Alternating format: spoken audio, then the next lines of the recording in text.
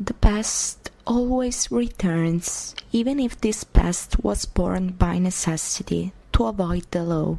The prohibitionist law in this specific case, the one that in the 1920s prohibited the production, importation, transportation and sale of alcoholic beverages. Indeed, under the presidency of the Democratic Woodrow Wilson in 1919, the 18th Amendment was ratified and the Americans couldn't drink alcohol anymore. The so-called Noble Experiment started the Prohibition era. Necessity is the mother of invention, of course, and the Americans started to create secret bars. To be allowed in these hidden bars, a password was needed. These places were called speakeasies. The legend says that Kate Hester, a saloon owner in McKeesport, Pennsylvania, would regularly tell her rowdy patrons to speakeasy boys, and so the word speakeasy was born. In fact, in order not to be discovered, the clients were asked to talk quietly. There were also created the so-called blind pigs and blind tigers originated in the United States in the 19th century. In these saloons or bars, customers used to pay to see an attraction, such as an animal, and then were served a complimentary alcoholic beverage, thus circumventing the law. The Prohibition law was initially intended as a remedy for the terrible situation of the American society. Women were abused by their drunk husbands, alcoholism was common among the youth, violence erupted on the streets, and there was a decrease in quality and productivity at work.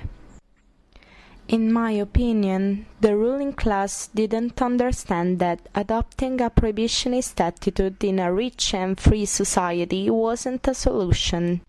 It would have been better to launch an educational campaign on alcohol abuse instead of banning it. Indeed, the result was the opposite of the one expected, because people started smuggling alcohol all over the country. Some small religious and moralistic organizations, such as the American Society for the Promotion of Temperance, the Prohibition Party, or the Anti-Saloon League, started to take hold in numerous states, and the fight against alcoholism became their primary concern. In the meanwhile, the wave of social well-being and the economic and cultural wealth gave the name to that decade, the Roaring Twenties. Literature thrived again thanks to authors like Ernest Hemingway, Ezra Pound, and Francis Scott Fitzgerald. The first movie production companies were created in Los Angeles, California, and new musical genres such as jazz, blues, and ragtime became very popular. This new musical language represented the Afro-American culture. African Americans were originally slaves who emancipated themselves during the time. The birth of jazz music is indeed credited to African Americans, but was modified to become socially acceptable to middle-class white Americans. White performers were used as a vehicle for the popularization of jazz music in America, and this facilitated the mesh of African American traditions with white middle-class society. Speakeasies became lively venues of the jazz age, hosting popular music including dance songs, novelty songs, and show tunes. But the Roaring Twenties are also known as a period of economic isolationism in the United States, feeling of xenophobia and social degradation. The organized crime, taking advantage of the prohibition, started affecting the life of the Americans, and some mob bosses became very famous. Legendary is the figure of Al Capone.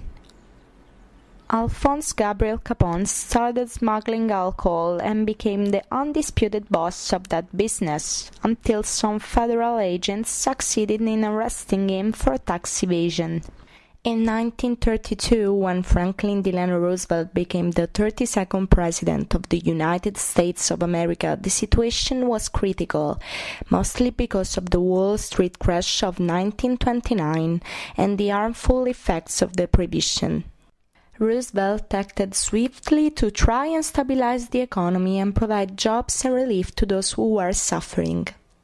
The government instituted a series of experimental projects and programs known collectively as the New Deal, which aimed at restoring some measures of dignity and prosperity to many Americans. In 1933, the Congress adopted a resolution proposing the 21st Amendment to the Constitution, which repealed both the 18th Amendment and the Volstead Act. Since then, liquor control in the United States has largely been determined at local level. Nowadays, we can re-experience the Prohibition era by entering some 1920s-inspired bars. Even if the true speakeasies of the past are inimitable, we can relive the magic and the charm of the Roaring Twenties by sipping a mint julep with the music of Louis Armstrong playing in the background and enjoying the atmosphere of these wonderful cocktail bars.